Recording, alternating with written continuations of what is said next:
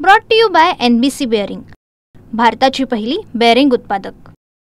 माढ्याचे खासदार धैर्यशील मोहिते पाटील जे आहे ते माढा न्यायालयामध्ये असल्याचं पाहायला मिळते आपल्यासमोर। दादा नेमकं माढ्यात यायचं नेमकं न्यायालय ते दुसरा विषय दादा की पूरस्थिती दादा भयंकर आहे माढा मतदारसंघामध्ये। काय एकंदरीत परिस्थिती आहे आणि काय कशा पद्धतीने लागते, पण पूरस्थितीच्या ठिकाणी जाता येत नाही। माढ्यातल्या दोन गोष्टी आहेत। पहिली गोष्ट आहे पुराच्या बाबतीत मला प्रश्न विचारला, कधी अतिवृष्टी झालेला स्वतंत्र विषय आहे, पुराचा झालेला विषय स्वतंत्र आहे। आणि या बाबतीतलं माननीय कलेक्टर महोदयांनी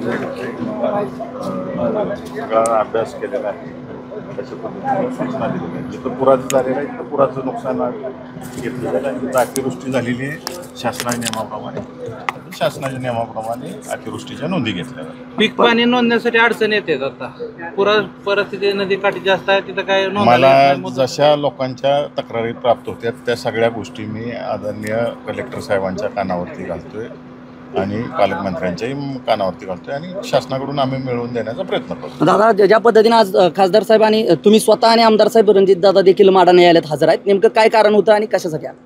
कोविड काळामध्ये जे काही मराठा आंदोलन केलं होतं त्यावेळेस गुन्हे दाखल होते, त्या संबंधित मधलं कामकाज होतं कोर्टात, त्यासाठी। ज्या पद्धतीने दादा दुसरीकडे पडळकरांनी अश्लील भाषेमध्ये टीका ज्यावेळेस जयंत पाटलांकडे होते आणि दुसरीकडे दुग्धाभिषेक होतोय पडळकरांवर, कुठं राजकीय संस्कृती।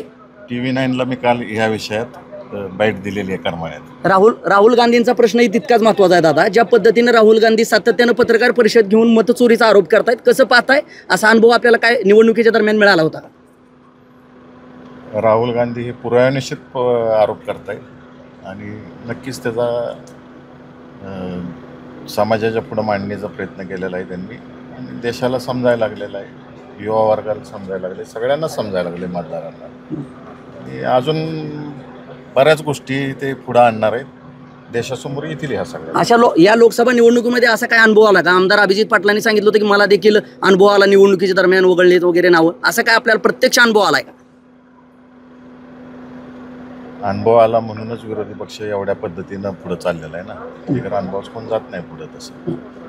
धन्यवाद। हे होते धैर्यशील मोहिते पाटील। ज्या पद्धतीनं कुठं तर तथ्य आहे, पुरावे आहेत, त्यामुळं कुठंतर राहुल गांधींच्या आरोपामध्ये तथ्य असल्याचा जो स्पष्टपणे जो दावा आहे तो धैर्यशील मोहिते पाटील माढ्याचे खासदार यांनी व्यक्त केल्याचं पाहायला मिळते।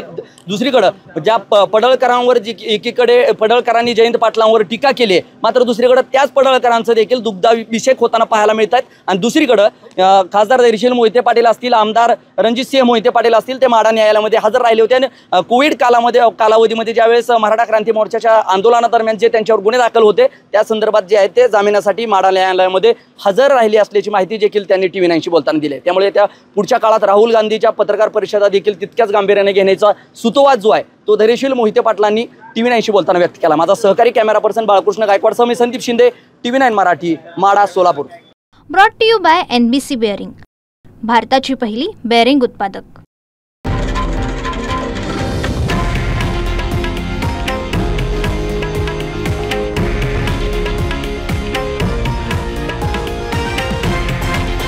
हे आहे देशातील नंबर 1 न्यूज नेटवर्क आणि आपण पाहत आहात TV9 मराठी, एकमेव।